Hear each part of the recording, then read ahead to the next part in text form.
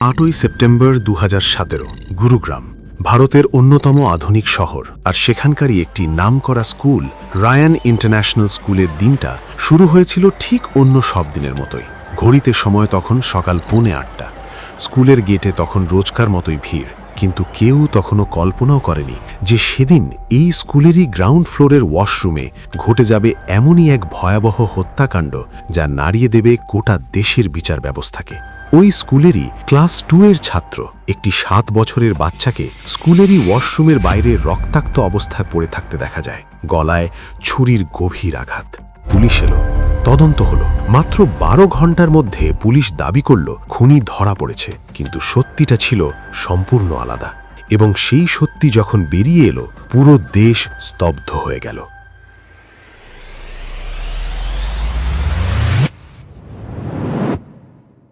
হরিয়ানার গুরুগ্রামে থাকত ঠাকুর পরিবার। বাবা বরণ ঠাকুর, মা জ্যোতি ঠাকুর, বড় মেয়ে বিধি আর ছোট ছেলে প্রদ্যুমান। 7 বছরের প্রদ্যুমান ঠাকুর ছিল রায়ান ইন্টারন্যাশনাল স্কুলের 2য় শ্রেণীর ছাত্র। দুরন্ত হাসিখুশি একটা ছেলে। তার দিদি বিধি পড়ে 6ষ্ঠ শ্রেণীতে।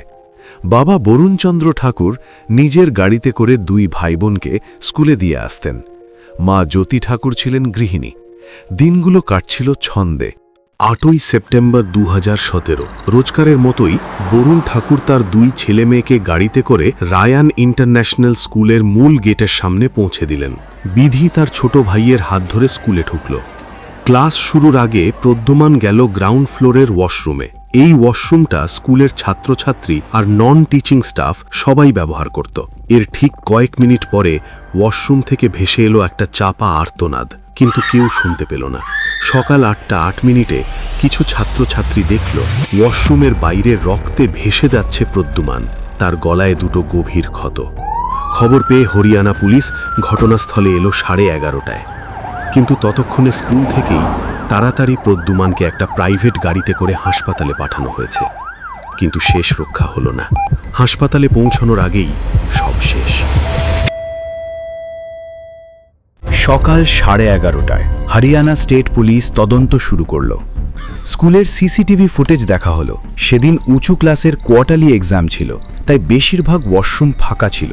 ফুটেজে স্পষ্ট দেখা গেল প্রদ্যুমান গ্রাউন্ড ফ্লোরের ওয়াশরুমে ঢুকছে, কিছুক্ষণ পরে বেরিয়ে আসছে, তারপর সেখানেই লুটিয়ে পড়ছে। ফরেনসিক টিম ওয়াশরুম পরীক্ষা করল। রক্তের নমুনা আর ফিঙ্গারপ্রিন্ট নেওয়া হলো এবং পাওয়া গেল রক্ত মাখা একটি ছুরি। সেদিন সকালে ওই ওয়াশরুমে যারা গিয়েছিল তাদের মধ্যে 10 জনকে ডেকে জিজ্ঞাসাবাদ করা হলো এবং তখনই পুলিশের চোখ আটকে গেল একজনের দিকে। তার নাম অশোক কুমার, ওই স্কুলেরই স্কুল বাসের কন্ডাক্টর। অশোক কুমারের শার্টের ডান দিকে লেগেছিল রক্তের দাগ, অথচ এই দাগ লেগেছিল প্রদ্যুমানকে হাসপাতালে পাঠানোর সময়। কিন্তু পুলিশের কাছে সেটাই হয়ে গেল অকাট্য প্রমাণ। পুলিশ সেদিনই দুপুর 12টায় অশোক কুমারকে গ্রেপ্তার করল। ডেপুটি কমিশনার অফ পুলিশ ঘোষণা করলেন খুনি ধরা পড়েছে। মিডিয়া সারা দেশে ছড়িয়ে দিল বাস কন্ডাক্টরই খুনি।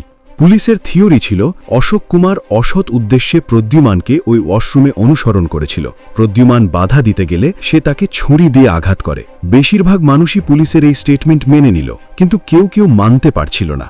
গ্রেপ্তারের কিছুদিন পরেই প্রদ্যুমনের মা জ্যোতি ঠাকুর মিডিয়ার সামনে এলেন। তিনি বললেন, আমার বিশ্বাস হচ্ছে না অশোক আমার ছেলেকে মেরেছে, কোথাও একটা গন্ডগোল আছে। এরপর সামনে এলেন স্কুলের বাগানের মালি হরপাল সিং। তিনি বললেন সেদিন তিনি নিজে সেখানে ছিলেন।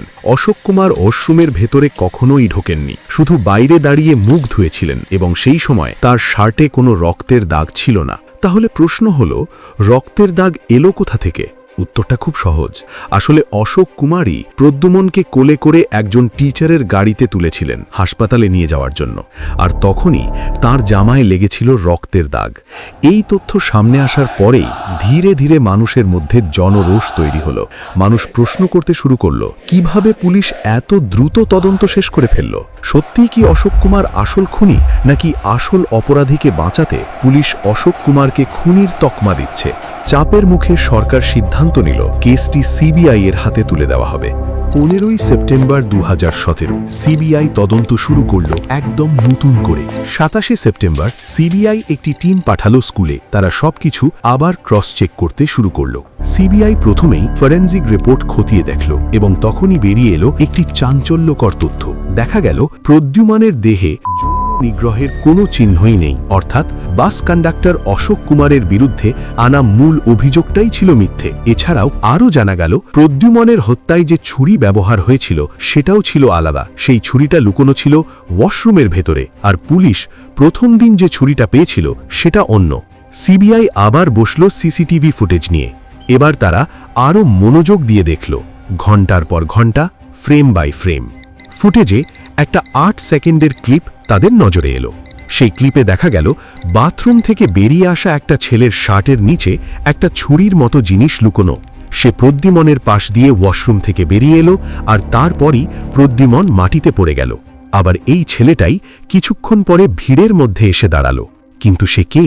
সে ওই স্কুলেরই ক্লাস 11-এর এক ছাত্র, বয়স মাত্র 16। সিবিআই বুঝল যে খুনি কোনো প্রাপ্তবয়স্ক কেউ নয়, খুনি একজন 16 বছরের নাবালক। সিবিআই সেই ছেলেটিকে জিজ্ঞাসাবাদের জন্য ডাকল। তার ফোন পরীক্ষা করা হলো এবং পরীক্ষা করে যা পাওয়া গেল তা দেখে সিবিআই অফিসাররাও চমকে গেলেন। দেখা গেল হত্যার আগে সে গুগলে সার্চ করেছে বিষ দিয়ে বা ছুরির সাহায্যে কিভাবে হত্যা করা যায়। তদন্তে আরও বেরিয়ে এলো ঘটনার ঠিক দুদিন আগে 6 সেপ্টেম্বর 2017 সে স্থানীয় বাজার থেকে একটা ছুরি কিনেছিল, আর সেই ছুরিটাই পরে ওয়াশরুমের ভেতর থেকে উদ্ধার হয়। 7ই নভেম্বর 2017 সিবিআই এর জেরায় 16 বছরের সেই ছেলেটি সব স্বীকার করে নিল। সে বলল, আমি স্কুলটা কিছুদিনের জন্য বন্ধ করতে চেয়েছিলাম যাতে আমাদের পরীক্ষা আর প্যারেন্ট টিচার মিটিং পিছিয়ে যায়। আমি পড়াশোনায় ভালো না, পরীক্ষায় ফেল করলে বাবা মা খুব মারবে, তাই আমি ঠিক করি স্কুলে একটা বড় ঘটনা ঘটাবো। যে কোনো একটা ছোট বাচ্চা পেলেই হবে, এমন কেউ যে প্রত্যাঘাত করতে পারবে না। তাকে মেরে দিলেই স্কুল বন্ধ হয়ে যাবে আর পরীক্ষাও বাতিল হবে। প্রদ্যুমানকে আমি চিনতামও না, কখনো কথাও বলিনি, ওর নামও জানতাম না। ও শুধু ভুল সময় ভুল জায়গায় এসে পড়েছিল। 22শে নভেম্বর 2017 75 দিন জেলে কাটানোর পর নির্দোষ অশোক কুমার বেল পেলেন। যে মানুষটা একটা আহত বাচ্চাকে বাঁচাতে গিয়েছিলেন, তিনি 2.5 মাস কারাগারে কাটালেন। 8 জন হরিয়ানা পুলিশ অফিসারকে চার্জড করা হলো অশোক কুমারকে মিথ্যে অভিযোগে শাস্তি দেওয়ার জন্য। কিন্তু এখানেই শেষ নয়, এরপর শুরু হলো আরেক লড়াই, আইনি লড়াই। কিন্তু এখন প্রশ্ন হলো, যে 16 বছরের ছেলেটা খুন করেছে তাকে কি সাধারণ আসামির মতো বিচার করা হবে, নাকি কিশোর অপরাধী হিসেবে ছাড় দেওয়া হবে? প্রদ্যুমানের পরিবারের আইনজীবী দাবি করলেন ছেলেটির মৃত্যুদণ্ড, কিন্তু জুভেনাইল জাস্টিস অ্যাক্ট 2015 অনুযায়ী কোনো নাবালককে মৃত্যুদণ্ড বা যাবজ্জীবন কারাদণ্ড দেওয়া যাবে না। তাই আদালত প্রদ্যুমানের পরিবারের সেই দাবি মানল না। তাই প্রথমে অভিযুক্ত সেই ছেলেটিকে পাঠানো হলো ইউথ কারেকশনাল ফ্যাসিলিটিতে। কিন্তু ভারতে 2015 সালের জুভেনাইল জাস্টিস অ্যাক্ট অনুযায়ী 16 থেকে 18 বছর বয়সী কোনো কিশোর বা কিশোরী যদি জঘন্য অপরাধ করে, তাহলে জুভেনাইল জাস্টিস বোর্ড পরীক্ষা করে দেখবে তার মানসিক ও শারীরিক সক্ষমতা, এবং একই সাথে অপরাধের পরিণতি বোঝার সক্ষমতাও যাচাই করা হবে। সেই রিপোর্টের ভিত্তিতেই ঠিক হবে তাকে প্রাপ্তবয়স্ক হিসেবে বিচার করা হবে কিনা।